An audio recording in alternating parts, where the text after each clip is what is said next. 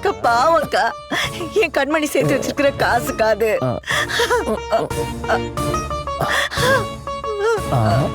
அக்கா குடிச்சே காலி பண்ணுவாருக்கா அவரு. அவர் காலி பண்ணட்டும், பேசாம இரு.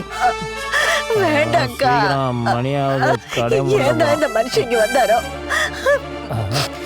அக்கா வேண்டாக்கா, விட்டுருக்கா. எல்லாத்தையும் ஏக்கா தொடச்சு குடுக்குற. நீ சும்மா ரெடி.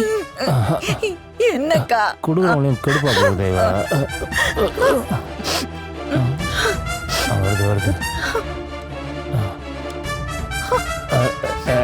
இத பாருங்க, வீட்டுல இருந்ததெல்லாம் தொடச்சு எடுத்தாச்சு. இதுல 450 ரூபாய் இருக்கு.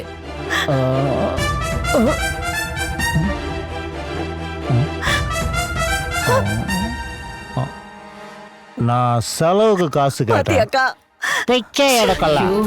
வீட்டுல இருக்கிறதே இவ்வளவுதான். இதுக்கு மேல சலடை போட்டு சலிச்சா கூட 10 பைசா கிடைக்காது. இத வாங்கிட்டு கண்மணி வரத்துக்குள்ள தயவு செஞ்சு கிளம்புங்க. அது எப்படி கையில சிக்கனதை கொடுத்தா சரியா போயிடுமா? ஐயோ, நான் கேட்டது ஒளிச்சு வச்ச காசு இல்ல, என் பொண்டாட்டியோட சம்பளத்தை.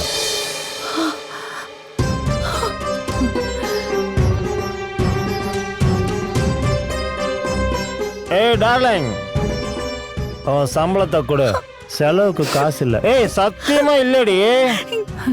என்னடி என்னக்கா பண்றது? என்னங்க நீங்க உளறீங்க?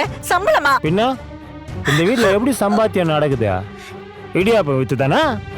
என் பொண்ணு தெரு தெருவா வித்து 5-10 கொண்டு வந்து என்னோட பசியை ஆத்திக்கிட்டு இருக்கு. அதுக்கு என்ன வந்துச்சு உங்களுக்கு? ஏய், யார் உன் பொண்ணு?